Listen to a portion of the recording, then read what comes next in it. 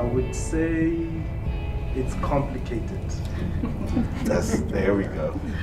For a person like me, I don't have a problem with African Americans. Okay.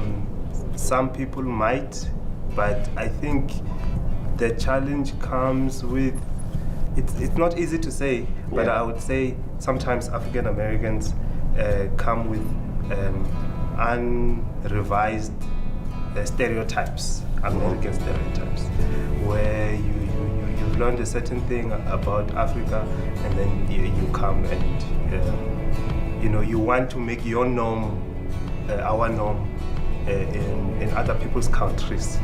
So I think that's the challenge. Last thing is that we need to have more open conversations about how African Americans ended up in America and Africans' hand in that. As uncomfortable as it is, because that's the only way we can have proper reconciliation. I don't think this is an African American problem. I think it's an American problem. Americans have what we now call as American exceptionalism. Mm-hmm. Yeah. South Africans, we also suffer from the same thing on the continent, whereas South Africans, we feel like we are better than the other Africans. Mm-hmm. So I think maybe those two things are interacting when we meet.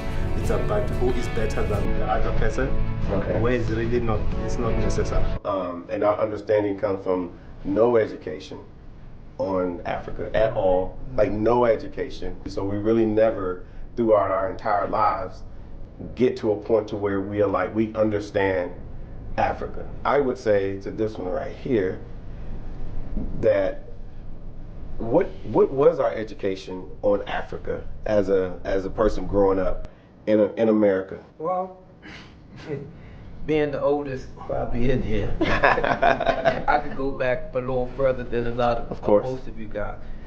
There wasn't much. When you heard about Africa, it was Africa, not the different parts, not this or whatever it is. Yeah. So it wasn't a lot taught curriculum-wise growing up in Africa. The only knowledge you have if you got it on TV or if you heard it on the news or whatever, that's probably where you got your information from. In school-wise, you talking about Africa, I didn't get much of Black history until maybe going to college. I didn't get a lot of, now, like I said, in school, you heard about Martin Luther King, Malcolm X, or like that. Yeah, you heard about that. But you didn't hear much about Africa. You didn't hear much about slavery. I think in school, it was you learned about the Civil War, but you didn't learn about the parts of the Civil War. You learned about the Confederates and things like that, but you didn't learn about why the Civil War, why things like that. You really didn't hear much about Africa. You really didn't.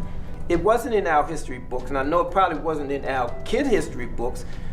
We got 5, so we know what was taught. It wasn't a lot taught. Fair enough. Your name could be Matat, but if you tried and pronounce it without putting any effort in it, say Khatsi or something else, I'd feel offended that you are not putting in the effort in terms of trying to understand and learn my culture. And South African culture, like you said, is diverse. That's why we refer to it as a rainbow nation.